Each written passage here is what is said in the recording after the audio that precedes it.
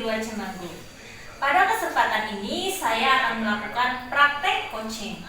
Apa itu coaching dan apa itu model theta? Mari kita saksikan video berikut ini.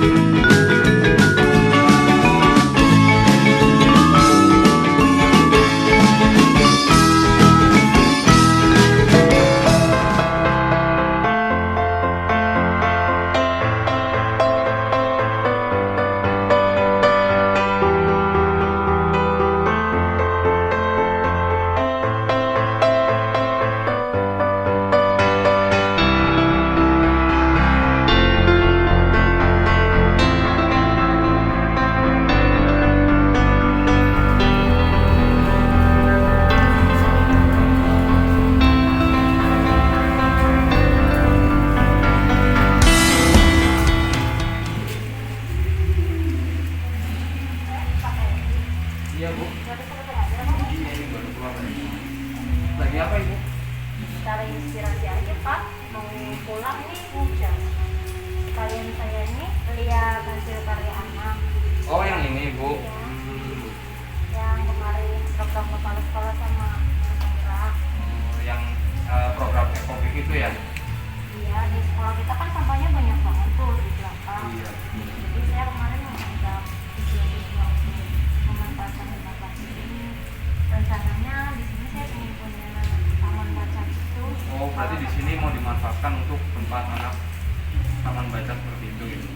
Iya, harapannya seperti itu nanti kalau anak-anak udah bisa beli. Iya. Tadi belum pulang. Saya belum baru keluar kelas Ibu. Oh, Ini saya lagi merasakan kegelisahan. Jadi dirasa-rasa dalam proses pembelajaran yang sekarang ini banyak sekali hambatan, banyak sekali kesulitan yang membuat saya itu sebetulnya jadi gelisah sendiri Bu. Jadi merasa ini harus dibawa kemana sih sekarang pendidikan sekarang. Nggak tahu, saya butuh orang untuk bercerita juga. Nanti apa ada solusi atau tidak juga nggak tahu, tapi untuk sekarang memang saya membutuhkan orang untuk bercerita. pantesan saya lihat Pak Adi belakangan ini agak gelisah gitu, kayak kurang bersemangat. Betul Ibu. Ternyata ada sesuatu.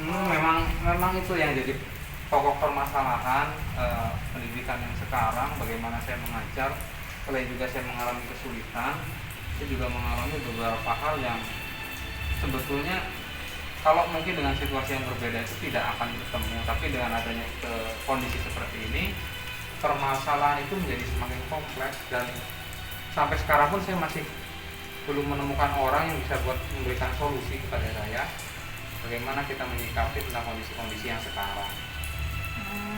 Dulu-dulu dong kita biar santai. Iya Ibu. Ibu nggak buru-buru pulang kan? Enggak kok. Oh iya begitu. Sambil nunggu hujan ya Bu ya? Jadi sambil nunggu hujan, Iya. kalian saya juga lagi cari inspirasi untuk kegiatan berikutnya. Ini kan kita sekolah sudah lagi ujiannya. Saya masih mau Banyak tugas ya Bu. iya yang harus dikerjakan. Kalau di rumah udah nggak keburu sih ya Bu ya? Kalau di rumah kan waktunya buat keluarga. Oh iya betul. Jangan sampai keluarga nggak keurus gara-gara urusan sekolah. Juga harus pinter manajemen waktu ya Bu ya. Ya harapannya seperti itu. Jadi ya besok sebelum pulang ya disambil-sambil kayak gini Pak. Terus apa yang bisa saya bantu Pak? Gini Bu, jadi saya mengalami kesulitan, terutama adalah dalam antusias anak-anak, karena dari proses pembelajaran ada luring dan ada daring. Nah di daring ini yang begitu bermasalah, artinya jadi ketika guru memberikan pelajaran melalui aplikasi online ataupun secara daring, itu anak itu hanya sedikit yang respon. Mungkin kalau dari jumlah 30 siswa paling hanya 5 atau 10, jadi hanya sekian persen lah. Jadi saya bingung juga nih harus gimana gitu. Sementara ya kita sebagai guru harus bisa memberikan bekal kepada anak walaupun dengan situasinya seperti ini. Nah, terus selama ini bagaimana proses mengajar pakai di kelas? Saya mengajar pakai aplikasi Google Classroom. Nah, memang di situ aplikasi ini memang diberikan difasilitasi oleh sekolah ataupun dari kementerian untuk mengajar daring itu memang menggunakan Google Classroom. Sementara ini seperti itu. Terus kalau dipakai Google Classroom, anak-anak responnya bagaimana? Nah, itu dia yang jadi permasalahan.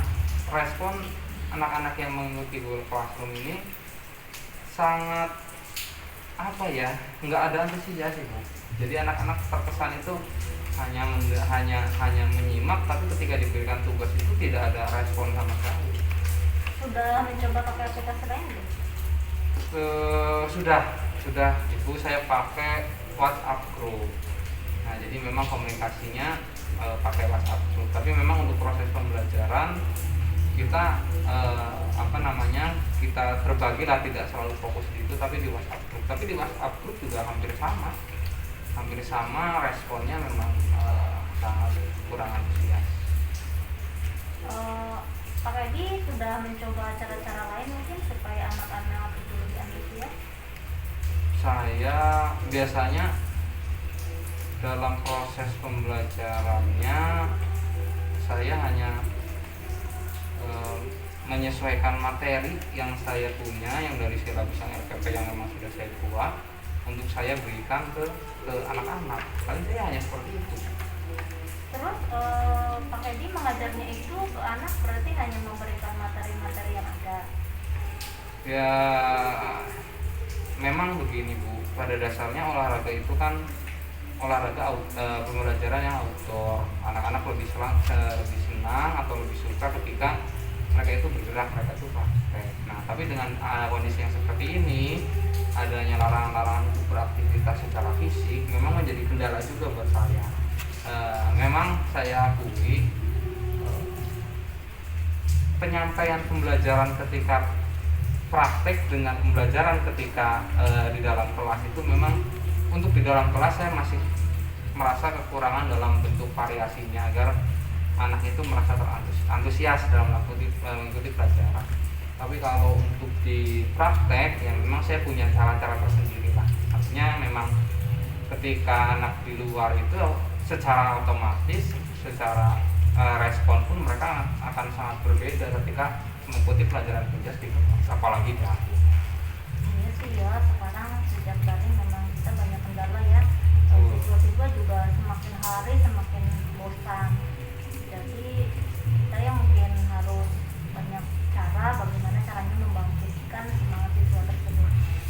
Biasanya Pak Edi kalau di awal-awal pembelajaran itu diskusi dulu nggak sama anak-anak?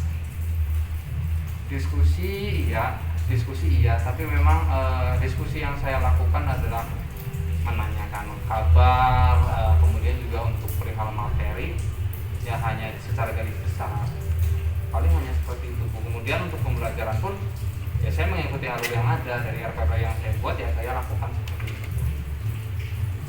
Berarti nanti RPP-nya Pak Edi bisa saya lihat juga ya, bisa kita konsultasi lagi nanti lebih dalam.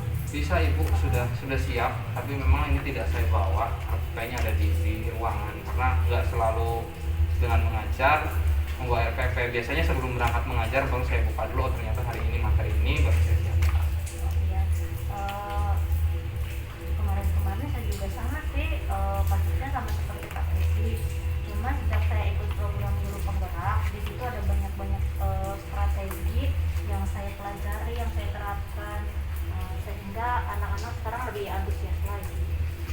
Pak Edi kalau misalkan mengajar itu, kalau di awal-awal itu biasanya menanyakan dulu atau tidak ke siswa, anak-anak hari ini kita pengen belajarnya bagaimana ya misalnya. Oh itu bisa Bu, seperti itu ya, bisa ya. Maksudnya memberikan penawaran ke anak materi apa yang mau dipelajari gitu, tidak selalu serta-merta kita sesuai dengan RPP yang sudah kita buat gitu. Iya Pak, justru yang saya pelajari itu RPP-nya bukan RPP yang seperti yang biasa siswa. Jadi di sini yang sudah saya dapat dari beberapa materi di guru penggerak itu, di awal itu sebaiknya kita berkomunikasi dulu, diskusi dengan siswa. Kita pembelajaran hari ini tuh mau dibawa kemana sih, mau seperti apa sih, apa yang kalian inginkan. Jadi kita mengikuti keinginan siswa, bukan kita yang menentukan siswa mengikuti kita gitu, Oh, Pak. jadi ada cara seperti itu ya Bu ya? Iya, nah ya mungkin kebanyakan teman-teman juga belum pada tahu sih tentang Merdeka Belajar itu apa ya. Iya. Mungkin jadi apa ya namanya ya, jadi Merdeka Belajar itu kita tuh lebih memberikan kebebasan ke siswa untuk melakukan pembelajaran sesuai dengan yang mereka suka. Jadi untuk meningkatkan antusias anak, kita berdiskusi dengan anak, kalian mau belajar apa? Berarti kita menyesuaikan, kita sebagai guru harus bisa, oh ini anak mampu di pembelajaran, kemampuannya di kinestetik, mungkin seperti itu ya Bu ya. Ini di psikomotornya mungkin. Jadi kita bisa mempetakan kemampuan anak dulu, mungkin begitu Bu, atau gimana? Nah itu betul Pak. Jadi kita memang harusnya seperti itu. Kita tuh harus paham karakteristik siswa itu bagaimana. Jadi kita bisa memberikan pelayanan ke siswa itu sesuai dengan kebutuhan mereka. Misalnya ya, Pak Edi kan di olahraga tuh. Ya. Kemarin pas saya melakukan pemetaan kayak gitu juga anak-anak kok dominan sukanya malah seni Pak. Ternyata mereka lebih suka ke seni.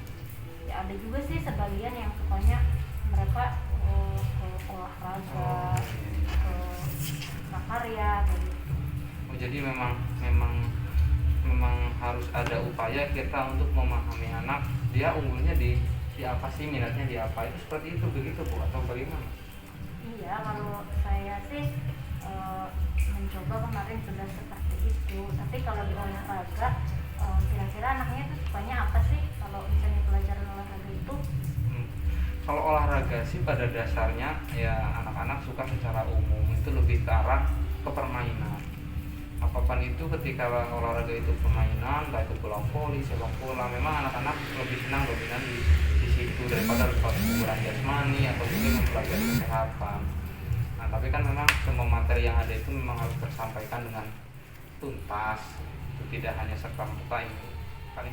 Nah, ini yang jadi kebingungan juga, bagaimana sih caranya untuk memetakan anak ini, kemudian bagaimana pembelajarannya. Nah, itu memang strategi-strategi seperti itu yang saya belum begitu memahami itu tentang itu. Sebenarnya Pak Edi itu sudah melaksanakan loh dari yang saya dengar dari tadi. Pak Edi hanya mungkin perlu dikembangkan saja gitu. Jadi kita lebih, tadi di awal kita itu perlu melakukan pemetaan. Jadi kita tahu kebutuhan siswa masing-masing. Kita juga bisa memberikan pelayanan yang berbeda ke siswa. Bukan siswa ini yang memang sukanya mendengar, kita beri materi berupa rekaman kayak gitu. Anak ini sukanya yang bergerak misalnya. Ya, mungkin Pak Edi bisa kasih video pertandingan sepak bola tuh, apa yang lagi ngetren pertandingan olahraga. Anak-anak suka itu juga kan, tokoh-tokoh olahraga, bola. Bahkan anak-anak kalau memang diberi materi seperti itu, antusiasnya memang lebih terasa antusias dibandingkan dengan pembelajaran yang bersifat klasikal lalu biasa dengan materi atau dengan buku. Memang seperti itu. Nah, berarti kita kan memang harus betul-betul bisa melayani anak ya Pak. Jadi kita tidak bisa menentukan sendiri pembelajaran yang akan kita lakukan. Belum tentu menurut kita bagus, canggih, tentu anak-anak suka kan, paham. Jadi kita itu memang harus bagaimana melayani anak biar anak bisa paham dengan pelajaran kita. Terus ada lagi Pak? Cukup mungkin Ibu sementara. Kayaknya memang ya lain kali disambung ya Bu. Ya terima kasih ini waktunya sudah banyak sekali menginspirasi. Ternyata kebutuhan anak yang berbeda pun harus kita cukupi ya, tidak bisa serta-merta anak tersebut kita kasih ya sama rata. Jadi kita nggak bisa melihat potensi yang maksimal dari anak-anak untuk dikembangkan. Nah, kira-kira dari maaf ya Pak Edi, Iya. nanti dulu saya disambi. Tadi soalnya ini saya sambil buka Tugas bukanya kayak kan, saya mau lihatkan contoh RPP Pak Edi. Ini loh RPP yang saya kemarin pelajari. Saya juga belum semuanya bisa terrealisasi, hanya di beberapa kelas saya coba. Jadi saya selain mengajar materi itu, saya juga diseling ini loh, teknik-teknik tertentu. Nah, tadi selain kita mau memetakan kebutuhan belajar siswa, boleh saya lihat Bu, dan info- boleh saya lihat sebentar Oke, boleh. sambil saya baca ini Nanti soalnya saya bisa kirim filenya Oh, Pak, iya. contoh RPP-nya. ini agak lupa juga soalnya kalau nggak baca kayak gini. Iya, kalau kemarin kan kita diajarkannya hanya saintifik gitu ya Betul, Pak, betul. visual learning dan lain-lain. Tapi kalau di RPP yang sekarang itu kita sudah dimodifikasi loh, dengan pembelajaran diferensiasi dan pembelajaran ini emosional sosial. Nah, Jadi kira-kira misalnya begini loh, kita lagi ngajar daring kan anak bosan. Betul. Kita sekali-kali bisa memasukkan pembelajaran sosial emosional gitu, biar anak nggak bosan. Misalnya itu saya anak-anak itu menanyakan warna kesukaan kalian apa gitu. Terus nanti itu kita ini loh, kalau misalnya kalian suka warna kuning, ternyata kalian itu sifatnya begini. Jadi disisipi dengan hal seperti itu. Iya, harus disisipin gitu. Jadi selain menerima pelajaran, anak-anak juga kita sambil melatih kemampuan sosial emosional siswa, itu perlu kita Itu brilian, itu bagus sekali, itu masukan buat saya. Jadi ya, untuk bisa mengetahui karakter anak-anak memang harus ada. Oh, ini di sini ya betul Ibu, betul. Iya, jadi kita cuma salam, berdoa. Ini materinya Ya. diskusi, kadang diskusi juga nggak jalan kan. Jadi kita memang harus selain tahu kebutuhan anak-anak, itu juga bisa memasukkan teknik-teknik yang melatih mereka bisa mengendalikan emosinya gitu Pak. Jadi pembelajaran sekarang tuh nggak boleh rigid Ibu ya, nggak boleh kaku ya. Harus Jadi fleksibel fleksibel, gitu. apalagi kan anak-anak sekarang banyak yang jadi YouTuber tuh. Mm-mm. Jadi itu bisa dimanfaatkan juga. Anak-anak suka Facebook, bisa kita manfaatkan juga bro, untuk media pembelajaran. Berarti saya senang deh bisa diskusi seperti ini sama Pak Edi. Jarang-jarang aja sih ya kan. Iya. Paling kalau ngumpul kita nggak Ngerumpi lah ya, ngerumpi ini itulah untuk bahas pendidikan memang kadang-kadang udah capek juga gitu. Tapi penting Bu sebetulnya buat pengembangan ya, tidak hanya dari formal saja, tapi diskusi seperti ini pun harus sebetulnya. Kalau ada wadahnya maka dirutinkan saja gitu. Iya, saya senang nggak bisa diskusi sama Pak Edi. Siapa tahu nanti bisa menular ke teman-teman lain ya. Ya Ibu, yang penting kita ya sama-sama berdoa, sama-sama berusaha saja, semoga bisa pendidikan di Indonesia bisa jadi lebih baik lagi ke depan. Kira-kira rencana Pak Edi ke depan ini setelah kita berdiskusi ini bagaimana? Oh iya, Bu, sebentar ya, saya pengen lihat RPP-nya. Nanti sambil ini gimana Bu? Mau coba bikin RPP dulu Pak. Hmm. Berarti yang pertama Pak Edi mau bikin RPP kayak punya saya ya. Yang mana Bu sekarang? Ini ya. Oh iya. Ibu. Saya sambil lihat Ibu, nggak apa-apa kita ngobrol. Kita sambil Iya nggak lihat ya. apa-apa. Ini contoh RPP-nya Pak. Mm-mm. Mungkin tadi belum melihat secara detail ya. Iya, iya. Iya. Besok saya minta ya Bu ya. Iya boleh Pak. Gimana setelah melihat RPP saya, ada Iya. rencana ke depannya apa? Sepertinya memang ke depan saya harus lebih sering lagi berdiskusi dengan anak, kemudian juga lebih mau untuk membuka diri dan bertanya bahwa pelajaran apa sih yang ingin hal apa sih yang ingin kalian lakukan lah, pelajaran seperti apa yang ingin kalian lakukan. Memang mungkin ke depan saya berencana untuk mencoba hal yang seperti itu mungkin Bu. Berarti lebih tepatnya itu di awal itu berarti Pak Edi melakukan kesepakatan kelas dulu dengan siswa ya. Iya. Ya, terus setelah melakukan kesepakatan kelas apalagi yang akan Pak Edi lakukan? Nah, kalau planning sih ketika tadi seperti itu ya kita melakukan pemetaan. Bagaimana kebutuhan si A, kebutuhan si B, kebutuhan si C itu kan berbeda karena memang anak-anak itu unik, tidak sama satu dan yang lain. Nah, mungkin ada pemetaan lah di sana. Bagaimana untuk bisa mengoptimalkan perkembangan anak ya kita harus mengetahui kebutuhannya seperti apa. Paling ke depan untuk sementara seperti itu mungkin Bu. Selain itu ada lagi? Kalau yang lain mungkin kayaknya saya harus banyak tanya sama Ibu Nur loh ini. Bukan tanyanya ke saya. Saya harus Di luar itu banyak itu loh Pak, diklat kayak gitu. Apa Pak Edi nggak tertarik untuk mengembangkan diri? Tertarik Ibu, tapi mungkin ya dicoba di lain waktu. Jadi bisa diulangi lagi apa saja tadi yang mau Pak Edi lakukan setelah ini? Yang pertama apa? Saya berencana untuk melakukan lebih membuka diri, diskusi dengan anak-anak, bagaimana kebutuhan anak-anak agar bisa mengoptimalkan dan mengoptimalkan perkembangan lah buat anak-anak. Kemudian juga itu untuk mengetahui kebutuhan anak juga kita harus mampu memetakan anak-anak ini kemampuannya apa, yang audio visual atau yang visual atau kinestetik atau psikomotor itu kan harus benar-benar kita pahami mulai dari sekarang. Mungkin seperti itu ya. Kira-kira yang prioritas utama yang akan Pak Edi lakukan itu yang mana dari yang tadi Pak Edi sudah jelaskan? Ya mungkin untuk sementara di tahap awal ya lebih sering berdiskusi saja Bu. Gitu ya.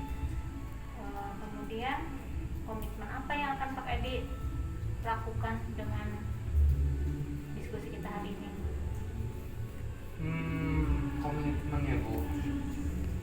Komitmen mungkin ya saya berupaya untuk lebih memaksimalkan lagi lah sumber daya, kemampuan atau hal apapun yang bisa memaksimalkan potensi yang ada. Kira-kira siapa yang bisa membantu Pak Edi untuk menjalankan komitmen Pak Edi itu? Mungkin bisa dibantu CGP. Gitu. Ya, dengan senang hati saya siap membantu. Siap itu. Oke. Mulai kapan nih Pak Edi mau mulai? Segera ya Bu. Lebih baik, lebih cepat, lebih baik. Tapi ya ada syarat juga sih. Artinya ketika saya tidak paham dengan waktu yang lama ya tolong bersabar. Jadi tetap diberi kita sharing lah ya, sharing tentang bagaimana pengalaman agar bisa memaksimalkan potensi yang ada. Nggak terasa ya kita dari tadi ngobrol. Iya. Semangat ya Pak Edi. Iya Ibu, Jangan sama-sama. lupa kita tetap selalu mengembangkan diri. Jadi sehingga kita bisa memberikan pelayanan ke anak itu sesuai dengan perkembangan sama. Ya. Kita harus bisa menuntun anak. Karena apa? Anak-anak itu seperti tanaman ya Pak Edi. Jadi bagaimana yang merawatnya itu? Iya. Sebaik apapun tanaman kalau Tidak dirawat, terus tidak mungkin tumbuh dengan baik. Jadi kuncinya ada di kita ya Pak Edi. Ya. Nggak kerasa ya udah reda. Kita pulang dulu yuk. Ibu, terima kasih banyak ini sharingnya ya. Sama-sama, semangat ya Pak Edi. Iya, terima kasih Bu.